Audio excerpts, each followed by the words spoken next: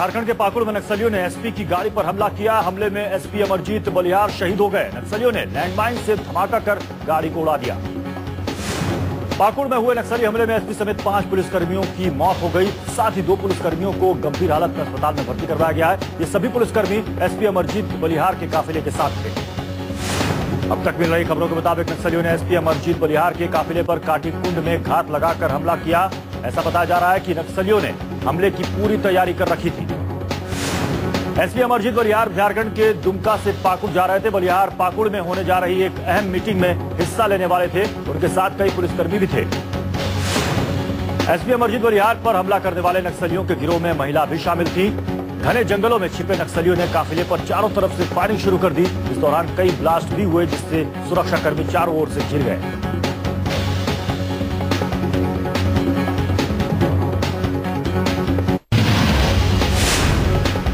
आयकर भवन में 4 ट्रकों में मिले नोटों की गिनती जारी है। अब तक 55 बैग की काउंटिंग हुई, जिसमें 90 करोड़ रुपए पाए गए। आयकर विभाग को अभी 70 और बैग्स में मौजूद नोटों को गिनना है। इन बैग्स में भारी मात्रा में ज्वेलरी भी हो सकती है। नोटों का अंबार देखकर सबके होश उड़े। आयकर विभाग ने इतनी भारी मात्रा में नोटों को गिनने के लिए 4 और मशीनें मंगवाई। एनआईए और आयकर विभाग को रेलवे पुलिस फोर्स और स्थानीय पुलिस पर भी शक हुआ। इन सभी से पूछताछ हो सकती है। हवाला कारोबार के एंगल से भी होगी जांच। इस बीच आंगड़िया समुदाय के लोगों ने कहा है कि हम हमेशा हीरो और ज्वेलरी के कुरियर का ही काम करते हैं। हम जेवरात को तौलकर मिले हुए पते पर पहुंचाते हैं, कैश डिलीवरी नहीं करते।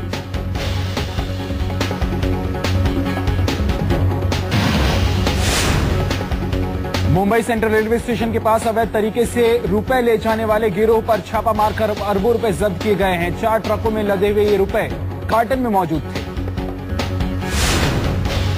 मुंबई के सेंट्रल रेलवे स्टेशन से पकड़ी गई ये बड़ी रकम 135 कार्टन्स में भरकर गुजरात मेल के जरिए अहमदाबाद ले जाने की तैयारी थी। हिरासत में लिए गए लोगों से पुलिस पूछताछ कर रही है। सूचना मिलते ही आयकर विभाग और एनआईए ने छापा मारकर रुपए बरामद कर लिए। आयकर विभाग के हेड ऑफिस सिंधिया हाउस में रुपए की गिनती रात भर चलती रही। छापेमारी में ज्वेलरी भी बरामद हुई है। इनकम टैक्स के डीजी स्वतंत्र कुमार ने बताया है कि अरबों रुपए बरामद किए जाने के मामले में 30 से 35 लोगों को हिरासत में लेकर पूछताछ जारी है।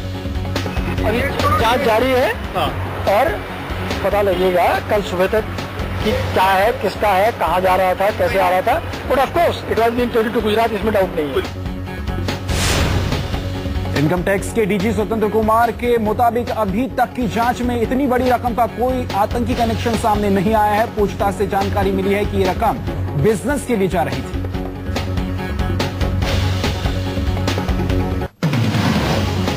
पीटीआई के हवाले से खबर, रेलवे प्रमोशन घूसकांड मामले में सीबीआई ने स्पेशल कोर्ट में चार्जशीट दायर की है। सीबीआई ने चार्जशीट में 10 लोगों के नाम शामिल किए हैं। पीटीआई के मुताबिक सीबीआई के द्वारा दायर की गई चार्जशीट में railway board member Mahesh Kumar, पूर्व रेल मंत्री पवन बंसल के भतीजे विजय सिंगला, संदीप गोयल, अजय गर्ग, मंजुनाथ के नाम शामिल हैं। सीबीआई के द्वारा कोर्ट में दायर की गई चार्जशीट में पूर्व रेल मंत्री पवन बंसल का नाम शामिल नहीं किया गया है। सीबीआई ने घूसकांड मामले में पवन बंसल से कई घंटों तक पूछताछ की थी।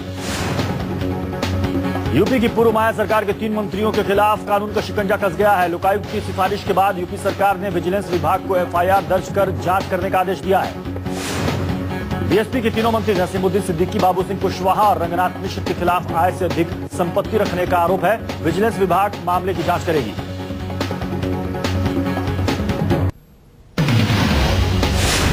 तृणमूल कांग्रेस के नेता आसिम खान ने कोलकाता के बेगान में एक नर्सिंग होम के डॉक्टर को सरेआम थप्पड़ मारा।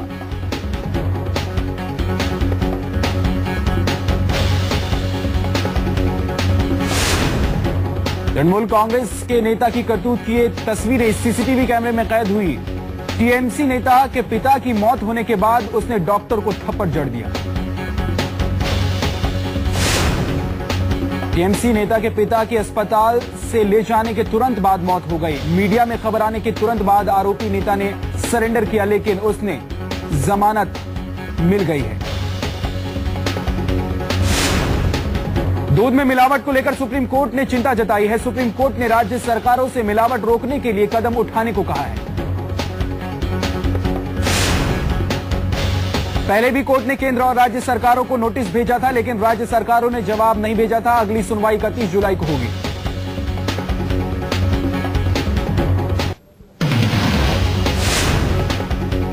आज खत्म हो सकता है उत्तराखंड में महाप्रलय में फंसे लोगों के बचाव और राहत कार्य का ऑपरेशन। उत्तराखंड में आज बद्रीनाथ में फंसे हुए 150 लोगों को निकाला गया।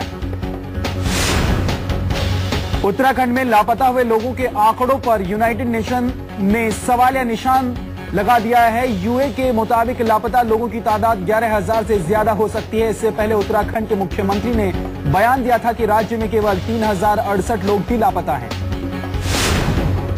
संयुक्त राष्ट्र संघ की तरफ से उत्तराखंड हादसे पर जारी रिपोर्ट पर विवाद छिड़ गया है। एनडीएमए के अधिकारियों ने यूएन के आंकड़े को गलत बताया है। यूएन की रिपोर्ट कुछ भी कहे, उत्तराखंड के मुख्यमंत्री विजय बहुगुणा ने एक बार फिर कहा है कि सरकारी आंकड़े के मुताबिक केवल 3,068 लोग ही लापता हैं। उत्तराखंड सरकार सभी गांवों में राहत पहुंचाने की कोशिश कर रही है, लेकिन अभी भी 170 गांवों में खाने पीने की बेहद कमी है।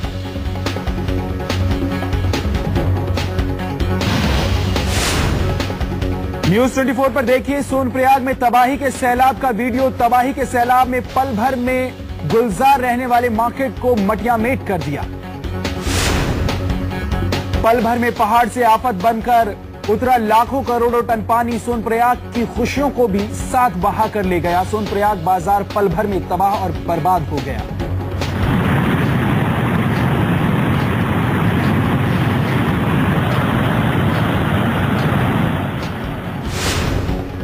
सोनप्रयाग में आए सैलाब के निशाने पर दर्जनों छोटी बड़ी गाड़ियां आई। बस कार भी खिलौने की तरह सैलाब में बह गए।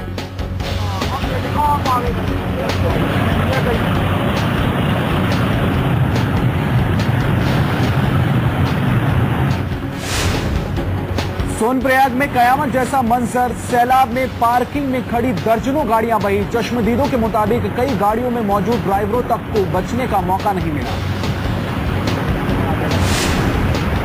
सोनप्रयाग में जब आफत आई उस दौरान बिजनौर के रहने वाले एक शख्स ने ये तस्वीरें अपने कैमरे में कैद की थी। सोनप्रयाग की ये मेन मार्केट की तस्वीरें हैं।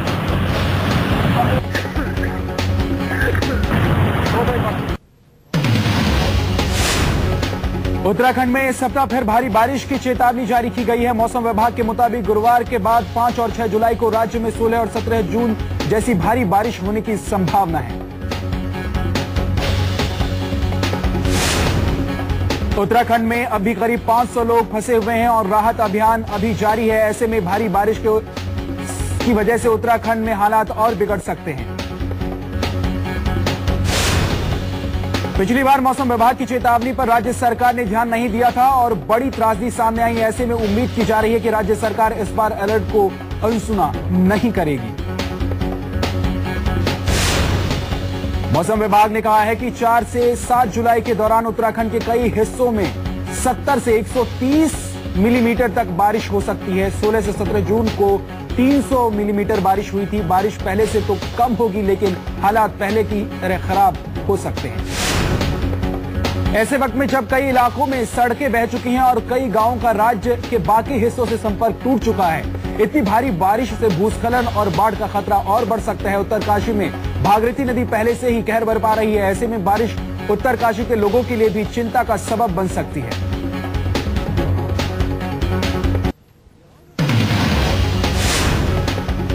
अमृतसर के रहने वाले सूरज कुमार 4 धाम की यात्रा पर गए थे। सैलाब के दौरान उनकी 12 साल की बेटी एक पहाड़ी से फिसलकर बाढ़ में बह गई। सूरज कुमार केदारनाथ से तो लौट आए हैं, लेकिन वो भयानक रात उन्हें लगातार डरा रही है। मेरठ के योगेंद्र वर्मा का पूरा परिवार सैलाब में लापता हो चुका है। न्यूज 24 के माध्यम से योगेंद्र ने अपील की है कि उनके परिवार की सूचना देने वालों को मुंह मांगा इनाम दिया जाएगा। अलवर से उत्तराखंड गए एक परिवार को न्यूज 24 चैनल की मुहिम ने अपनों से मिलवा दिया है। अलवर के अलकापुरी के रहने वाले ओम प्रकाश खंडेलवाल अपनी पत्नी पुष्पा गुप्ता मंगलवार को अपने घर सकुशल लौट आए। ओम प्रकाश खंडेलवाल अपनी पत्नी पुष्पा गुप्ता के साथ 11 जून को 4 धाम की यात्रा पर गए थे, लेकिन इसके बाद उनका परिजनों से कोई संपर्क नहीं हो पा रहा था। न्यूज 24 पर लगातार उनकी तस्वीरें दिखाई जा रही थी। उत्तराखंड में विमान हादसे में शहीद हुए आईटीबीपी के असिस्टेंट कमांडेंट नित्यानंद गुप्ता का शव कानपुर के चौबेपुर लाया गया। शहीद का शव गांव पहुंचने की जानकारी मिलते ही सैकड़ों लोग शहीद के अंतिम दर्शन के लिए उमड़ पड़े।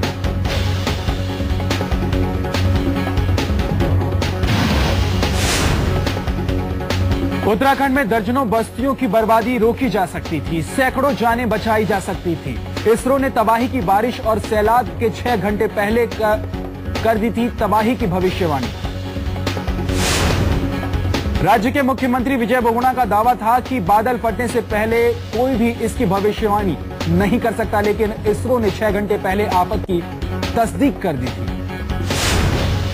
भारतीय अंतरिक्ष अनुसंधान संगठन ने 16 जून को बादल फटने से करीब 6 घंटे पहले दोपहर 1 बजे ये रिपोर्ट जारी कर दी थी, लेकिन फिर नहीं खुली उत्तराखंड सरकार की आंख। इसरो के मेट डिवीजन मोसडेक की रिपोर्ट में साफ साफ इस बात की आशंका जाहिर की गई थी कि उत्तराखंड में बादल फट सकते हैं। 11 जगहों पर आसमानी आफत की आशंका जाहिर की गई थी। इसरो के मुताबिक ये रिपोर्ट उत्तराखंड की सरकार और एनडीएमए को भी भेजी गई थी, लेकिन इतनी जरूरी सूचना पर कोई एक्शन नहीं लिया गया।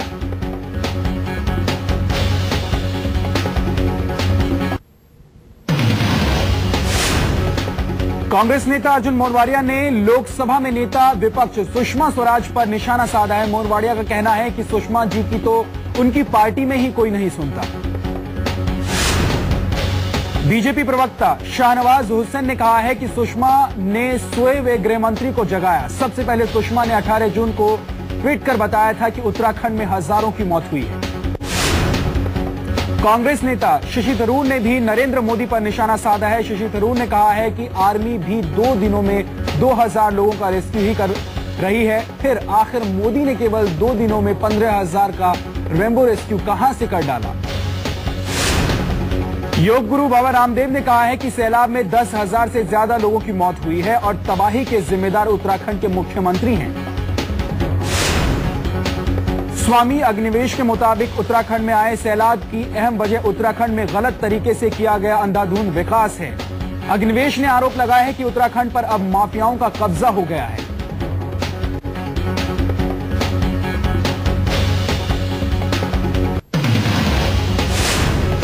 झारखंड में जल्द ही राष्ट्रपति शासन खत्म हो सकता है। सूत्रों से मिली खबर के मुताबिक कांग्रेस और झारखंड मुक्ति मोर्चा के बीच सरकार बनाने को लेकर सहमति बन गई है। सूत्रों की जानकारी के मुताबिक समझौते के तहत जेएमएम प्रमुख शिबू सोरेन के बेटे हेमंत सोरेन मुख्यमंत्री बनेंगे। कुछ दिनों में इस समझौते का औपचारिक ऐलान हो सकता है। झारखंड के मसले पर कांग्रेस नेता शकील अहमद ने कहा है कि अभी झारखंड मुक्ति मोर्चा और कांग्रेस की केवल बातचीत हो रही है, अब तक कोई फैसला नहीं लिया गया है। झारखंड मुक्ति मोर्चा के नेता विनोद पांडे के मुताबिक कांग्रेस से बातचीत जारी है, लेकिन अब तक कुछ भी फैसला नहीं हुआ है। बीजेपी और जेएमएम का गठबंधन टूटने के बाद राज्य में राष्ट्रपति शासन लागू हुआ था और 18 जुलाई को राष्ट्रपति शासन के 6 महीने पूरे होने वाले हैं। अगर इससे पहले सरकार नहीं बनती है तो राष्ट्रपति शासन की अवधि फिर से बढ़ानी होगी।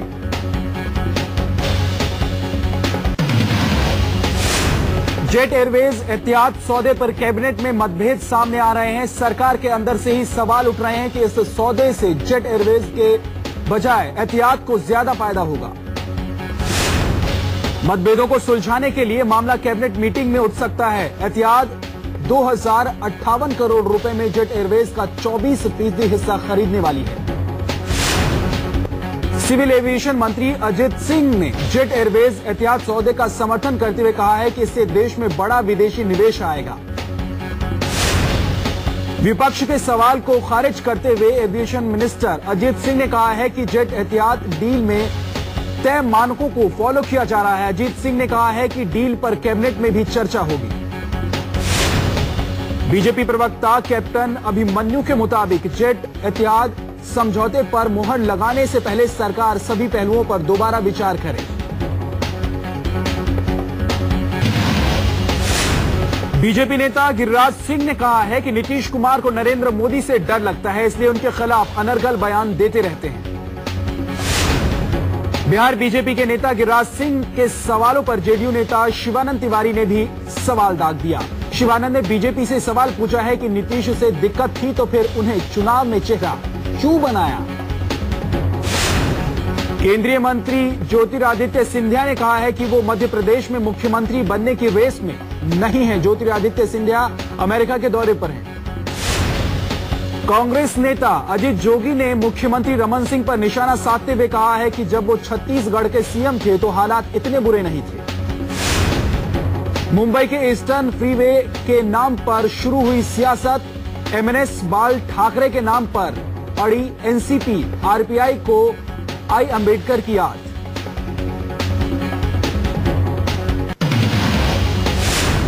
गाजियाबाद में पानी के विवाद पर कत्ल। जमशेद नाम के शख्स की मौत। साहिबाबाद इलाके में पानी के टैंकर से पहले पानी भरने को लेकर हुआ विवाद। पहले पानी भरने के विवाद में अशरफ और जमशेद आमने सामने आ गए, जिसके बाद अशरफ ने जमशेद को चाकुओं से गूंद डाला। हैदराबाद में एक छात्र ने सरकारी स्कूल के टीचर की हत्या की। कत्ल के बाद दो साथियों की मदद से आरोपी छात्र ने निजामाबाद जिले के एक गांव में टीचर को दफन कर दिया। बिहार के जमुई जिले में एक कैदी की पिटाई से मौत हो गई। अवैध तरीके से रिमांड पर लेकर मुन्ना नाम के कैदी को पुलिस वालों ने बेरहमी से पीटा था, जिसके बाद उसने पटना अस्पताल में रेफर करवाया गया था। पिटाई से कैदी की मौत के मामले में बिहार के कृषि मंत्री नरेंद्र सिंह ने जमुई के एसपी को निलंबित करने की मांग की है। नरेंद्र सिंह ने कहा है कि पुलिस निरंकुश हो गई है।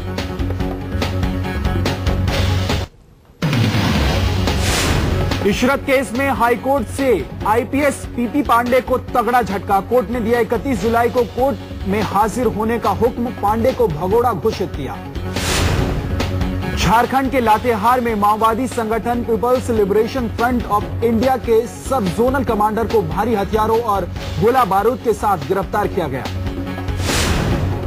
जयपुर में करप्ट कंपाउंडर गिरफ्तार। एंटी करप्शन ब्यूरो ने सवाई मानसिंह अस्पताल के कंपाउंडर को 5 लाख घूस लेते रंगों हाथ पकड़ा। 200 करोड़ की जायदाद का शक। मुंबई में मंगेतर के टॉर्चर से तंग आकर टीवी एडिटर ने की खुदकुशी। ओशिवारा की 22 साल की वीडियो एडिटर पल्लवी झा ने ओशिवारा इलाके में खुदकुशी कर ली। वीडियो एडिटर पल्लवी झा के घर वालों ने आरोप लगाया है कि मंगेतर ने 20 लाख रुपए दहेज के नाम पर उनकी बेटी से मांगा था और परेशान किया था। देश का शेयर बाजार आज गिरावट के साथ बंद हुआ। सेंसेक्स 113 अंकों की गिरावट के साथ 19,463 और निफ्टी 41 अंकों की हल्की गिरावट के साथ 5,857 के स्तर पर बंद हुआ। ट्राई ने बैंकों की लेन देन एसएमएस सेवा का चार्ज प्रति एसएमएस पैसे से बढ़ाकर 17 पैसे कर दिए हैं, जिसके बाद निजी बैंकों की एसएमएस अलर्ट के लिए 60 रुपए की जगह अब 125 रुपए चार्ज लेना शुरू कर दिया है। अमेरिकी डॉलर के मुकाबले रुपए में उतार चढ़ाव का दौर जारी है। 1 डॉलर के मुकाबले रुपए 60 के आसपास कारोबार कर रहा है। रिजर्व बैंक ने नए बैंकिंग लाइसेंस के लिए आवेदन करने वालों की सूची जारी कर दी है। इस सूची में नॉन बैंकिंग फाइनेंस और माइक्रो फाइनेंस कंपनियों ने भी हिस्सा लिया है। जून महीने में बजाज ऑटो को जोरदार झटका लगा है। बजाज ऑटो की बिक्री में 13% की गिरावट दर्ज की गई है। जून में बजाज ऑटो ने कुल 2,95,000 गाड़ियां बेची थी।